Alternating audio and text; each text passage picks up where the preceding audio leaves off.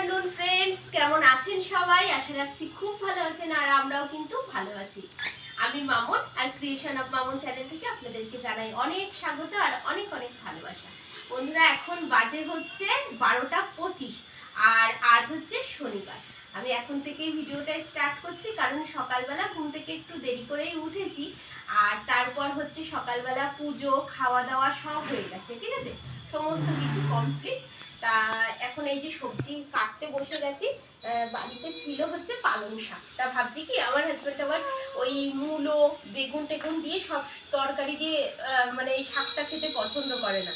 ওই একটু রসুন ফোড়ন দেবো আর কাঁচা লঙ্কা দিয়ে এই শাকটা ভাজা করবো। তা ভাবছি বাজারে গেছি যখন এই ফাঁকে করে নিই, তার জন্য কুটে নিলাম। আর এই দেখুন বন্ধুরা, পেঁয়াজ কলি রয়েছে। এই পেঁয়াজ কলি দেখি মেয়েদের জন্য একটু ভাজতে পারি, কারণ আমার মেয়েরা আবার যদি শাক না খায় এক তরকারি দিয়ে তো খাবে না, আর রয়েও গেছে, তার জন্য ভাবলাম যে একবারে ভেজে রাখি। ঠিক আছে, তা চলুন বন্ধুরা, এই শুরু করছি ভিডিওটা, আপনাদের সাথে একে একে শেয়ার করছি। জানি ভালো লাগবে আপনাদের আমার এই মানে ছোট্ট একটু ভিডিওটা। চলুন। তো বন্ধুরা, ওইদিকে তো রান্নাটা বসিয়ে দিয়ে এসছি, কারণ সবজি কাটাটা তো আমার হয়ে গেছে আর সেটাই আপনাদেরকে আমি দেখালাম। এবার কিন্তু চলে আসলাম বিছানাটা ঝাড়তে।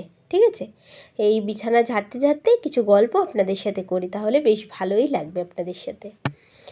তা যখন ছোট বয়সেই তো আমার বিয়ে হয়েছে, আপনাদেরকে তো আগেই বলেছি আমি অনেকটা ছোট বয়সে বিয়ে হয়েছে। তা বুঝতাম না যে কার কাছে কি কথা বলতে হয় কি না বলতে হয়।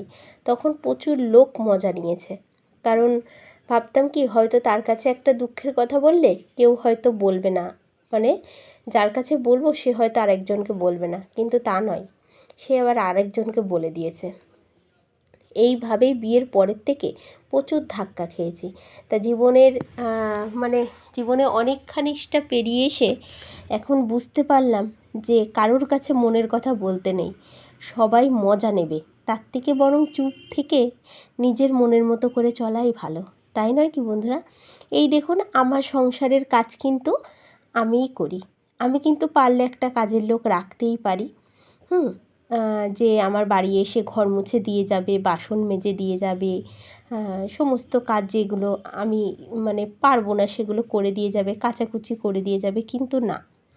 বা আমার হাজব্যান্ডও কখনো বলেনি যে তুমি কাজের লোক রেখো না, আমি বললেই সে রাজি হয়ে যাবে। সে আগেও আমাকে অনেকবার বলেছে যখন আমার শরীরটা খারাপ ছিল যে তুমি একটা কাজের লোক রাখো, কিন্তু আমি তাও রাখিনি। যে না, কেন বলুন তো বন্ধুরা, আমি তো বাড়ি থেকে খুব একটা বের হই না দরকার ছাড়া। তাই বাড়ির ভেতরে এই যে আমার ঘরের যে কাজগুলো নিয়েই কিন্তু থাকতে আমি ভালোবাসি। তাই এই কাজগুলো যদি আমাকে অন্য লোক করে দিয়ে যায়, তখন কিন্তু আমি ওই বসে শুয়ে থাকতে থাকতে আরও মনটা খারাপ হয়ে যাবে এবং আরও ভেঙে যাব কিন্তু আমি। তার থেকে এই যে সারাদিন টুকটুক টুকটুক করে আমার সংসারের কাজ করি, হ্যাঁ এখন পারলাম না পরে করলাম, বা পরে পারলাম না আরও 2-3 পরে করলাম, কেউ কিন্তু আমার বলার নেই। তাই জন্য আমি নিজের কাজ করতেই নিজে ভালোবাসি।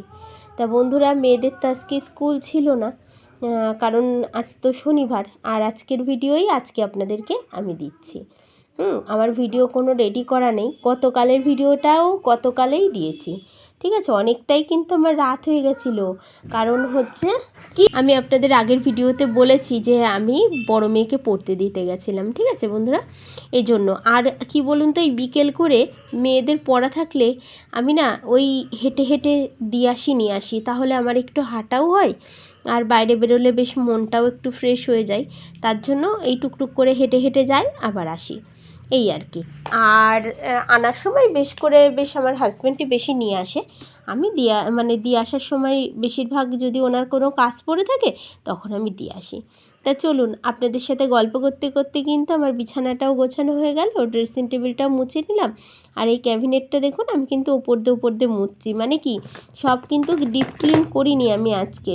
ঠিক আছে, আজকে কিন্তু ডিপ ক্লিন করিনি, এমনি ওপর দিয়ে করে মুছে নিয়েছি। দেখুন তো কেমন লাগছে আমার ঘরটা দেখতে। দেখুন, আমার কাছে তো বেশ ভালোই লাগছে। তা চলুন পাশের ঘরে যাই। আমার বড় মেয়ে তো একটু শুয়েছিল, তার জন্য আমি না ওই বিছানা গোছানোটা আপনাদেরকে দেখাতে পারিনি। আসলে ওদের শনি রবিবার করে ছুটি থাকে, ওরা তো বাড়িতেই থাকে, তা আর কী করবে, বাড়ির মধ্যেই তো সব কিছু, বাড়ির ঘরের ভেতরেই সব কিছু, এর জন্যই আর মানে ওইভাবেই ওরা অভ্যস্ত। এই কারণে ওরা যেদিন বাড়ি থাকে আমি খুব বেশি মোছামুছি করি না। এই দেখুন স্যালাডটা কেটে নিয়েছি, আর গতকাল রাতের কিছু খিচুড়ি বেঁচে গেছিলো, সেটা আজকে আমি দুপুরবেলা খেয়ে নিয়েছি। আর পালং শাকটা বড়ি দিয়ে কিন্তু করে নিয়েছি। আর এই দেখুন বন্ধুরা, এইদিকে হচ্ছে খাসির মাংস। এখনও কিন্তু আমি কোনো লঙ্কার কিচ্ছু দিইনি, শুধু পেঁয়াজ রসুন আদা জিরে ধনে এই বাটা দিয়ে কিন্তু আমি এই হচ্ছে আপনার মাংসটা কষাচ্ছি। আর ফোড়নে দিয়েছি জিরে আর হচ্ছে আপনার শুকনো লঙ্কা, ঠিক আছে। এই করেই মাংসটা কষাচ্ছে, আর একপাশে ভাতটা আমি বসিয়ে দিয়েছি। আর এই দেখুন ঠাকুর ঘরে এসে ঠাকুরের এই যে ঘরটা এবার মুছে নেব, আপনাদেরকে তাই দেখাচ্ছিলাম আমি। আমার বাসনটা কিন্তু মাজা হয়ে গেছে, আর শুধু ঘরটা মোছা বাকি। তার জন্য ভাবলাম কি ওইদিকে তো মাংস হচ্ছে, তা আমি এইদিকে এসে একটু ঘরটা মুছে নিই। তাই বন্ধুরা ঘরটা একটুখানি মুছে নিচ্ছি সুন্দর করে। আর এইভাবে না মুছলে না ঘরটাও পরিষ্কার থাকে, যেহেতু আমি প্রদীপ ধূপকাঠি এগুলো জ্বালাই, আর প্রদীপের তেল পড়ে ধূপকাঠির ছাই পড়ে, তার জন্য কি মাঝে মাঝেই, আমি তো প্রতিদিনই এভাবে মুছি, কিন্তু মাঝে মাঝে সার্ফের জল দিয়ে কিন্তু আমি মুছে নিই। দেখুন তো কেমন লাগছে ঠাকুর ঘরটা। বাসন টাসন মেজেও গুছিয়ে নিয়েছি, বেশ শান্তি লাগে জানেন তো। আমার এই ঠাকুর ঘরটা পরিষ্কার থাকলে খুব শান্তি লাগে। দেখুন ইতিমধ্যে কিন্তু আমার মাংসটা রান্নাও হয়ে গেছে, ঠিক আছে। এই যে একটুখানি ঝোল ঝোল রেখেছি, খুব বেশি গা মাখে মানে করিনি, একটু হালকা হালকা ঝোল ঝোল আমি রেখেছি। আর ওই দেখুন পাশে কিন্তু আমার ফলই মাছটা ভাজা হচ্ছে, ওটা পেঁয়াজ কলি দিয়ে আর একটু পেঁয়াজ দিয়ে বেশ গামাখা করে সর্ষে বাটা দিয়ে রান্না করব বন্ধুরা, এত ভালো লাগে না খেতে, একদিন করে দেখবেন। এই দেখুন একটু জিরে একটু কাঁচা লঙ্কা আর একটু সর্ষে আর দুটো টমেটো দিয়ে একসাথে পেস্ট করে নিয়েছি। আর ওইদিকে ওই দেখুন পেঁয়াজ আর পেঁয়াজের কলি রেখেছি, আর দুটো মাছ এখনও ভাজতে বাকি আছে, সেটাই আপনাদেরকে আমি বলছিলাম। তারপর ওই আশেপাশে তো মানে আমাদের বাড়ির পাশেই রাস্তা, আর অনেক সময় আওয়াজ হয়, তাই ভাবি কি আপনারা যদি বিরক্ত মনে করেন, তাই আমি কিন্তু কষ্ট হলেও ভয়েস দিয়ে দিই, ঠিক আছে বন্ধুরা। আমি কিন্তু খুব কষ্ট করে খুব যত্নের সহিত ভিডিও বানাই, প্লিজ আপনারা দেখবেন। আর আমার ভিডিওগুলো যদি ভালো লেগে থাকে একটা লাইক কমেন্ট শেয়ার আর সাবস্ক্রাইব করে আমার পাশে থেকে যাবেন বন্ধুরা।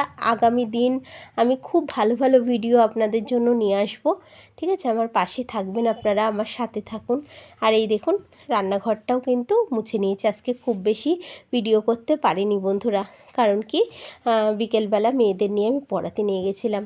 আর এই দেখুন বন্ধুরা মেয়েদেরকে খেতে দিয়ে দিয়েছি, কারণ আমার দুই মেয়ে শনিবারে প্রচণ্ড চাপ থাকে, বড় মেয়ের পরপর দুটো পড়া, ছোটো মেয়ের একটা পড়া, এজন্য ওদের তো আগে পাঠাতে হবে। ওর বাবা ওই বড় মেয়েকে পড়তে দিয়ে এসে তারপরে ভাত খেয়েছে, আর ওরা মাছ খায়নি, ওরা শুধু মাংস দিয়ে দুটো ভাত খেয়েছে। এই দেখুন আমার বড় মেয়েকে পড়তে দিয়ে আসার সময় সব সরস্বতী ঠাকুরের একটা চলছে, মানে সরস্বতী পুজো, এর জন্য সেই প্রিপারেশান চলছে। আর দেখুন কত সুন্দর সরস্বতী ঠাকুরগুলো বানিয়ে রাস্তার পাশে রেখেছে, দেখেই মনে হয় কি এই বুঝি সরস্বতী পূজা চলে আসলো, তাই না। সেই ছোট্টবেলার কথা মনে পড়ে যায়, যে হলুদ শাড়ি পরে বাড়ির সামনে পূজা হতো, সেখানে অঞ্জলি দিতে যেতাম, কত মজা ছিল। তা বন্ধুরা ভিডিওটা এখানেই শেষ করছি, আবার দেখা হবে নতুন একটি ভিডিওর সাথে।